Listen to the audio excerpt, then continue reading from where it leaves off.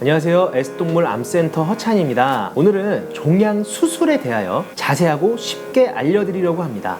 먼저 종양 수술은 목적이 확실해야 합니다. 종양 수술의 목적은 세 가지로 나눌 수 있는데요. 첫째, 진단을 위한 수술은 양성 종양인지 암인지, 암일 때 악성도가 얼마나 되는지 등에 대한 정보가 필요할 때 실시하게 됩니다. 둘째, 완화 목적의 수술입니다. 완화 목적의 수술은 말 그대로 증상 완화를 위한 수술로 종양에 출혈 혹은 염증이 있거나 크기 때문에 아이가 힘들어할 때 삶의 질 개선을 위한 수술입니다. 셋째, 가장 흔히 하는 치료를 위한 수술로 종양 조직을 완전히 제거하여 완치를 목적으로 하는 수술입니다. 그렇다면 가장 많이 하는 치료를 위한 수술의 방법들에 대하여 설명해 드리겠습니다.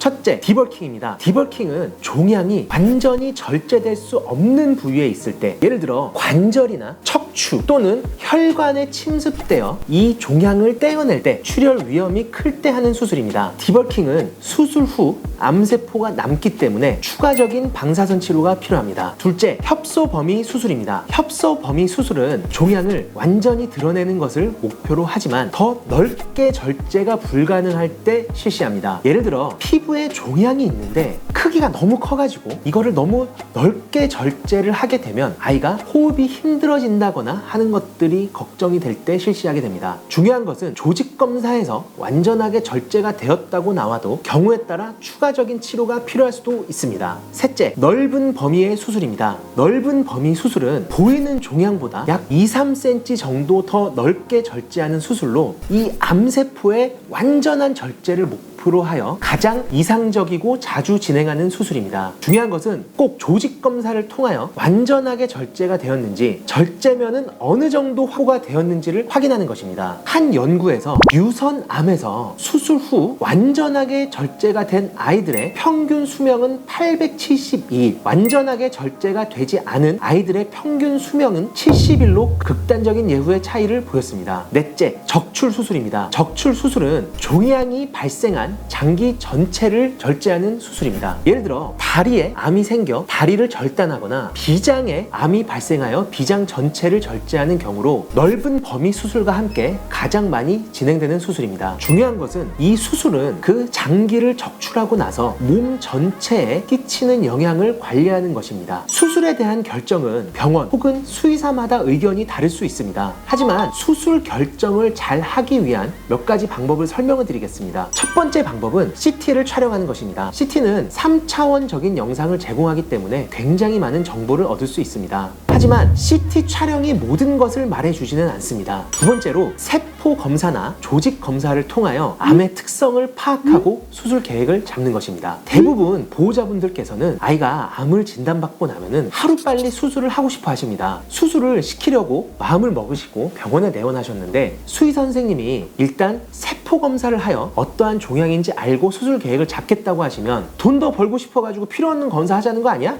라고 생각하실 수 있습니다. 모든 수의 종양학 교재에 보면 다음과 같은 멘트가 등장합니다. 번역해보자면 종양학에서 첫 번째 수술은 종양이 불완전하게 절제가 되어 보호자분의 지나친 비용 지출, 환자의 사망, 재발, 수명 단축을 막을 수 있는 가장 좋은 기회이다. 즉 충분한 검사를 통해 첫 번째 수술을 잘 해야 보호자분께서도 비용을 아낄 수 있다는 의미입니다. 결론입니다. 종양 수술은 쉽게 결정할 수 있는 것이 아닙니다. 수의사도 고민할 시간이 필요합니다. 수의사가 검사하자고 권하는 것은 불필요한 검사가 아닙니다. 종양 치료를 결정할 때는 아이에게 도움이 될 것인가를 중점적으로 고민해야 합니다. 수의학의 많은 발전으로 암 치료율은 굉장히 높아지고 있습니다. 쉽게 포기하지 않으셨으면 좋겠습니다. S동물 암센터도 앞으로 많은 아이들을 치료하기 위해 더욱더 힘쓰겠습니다. 감사합니다.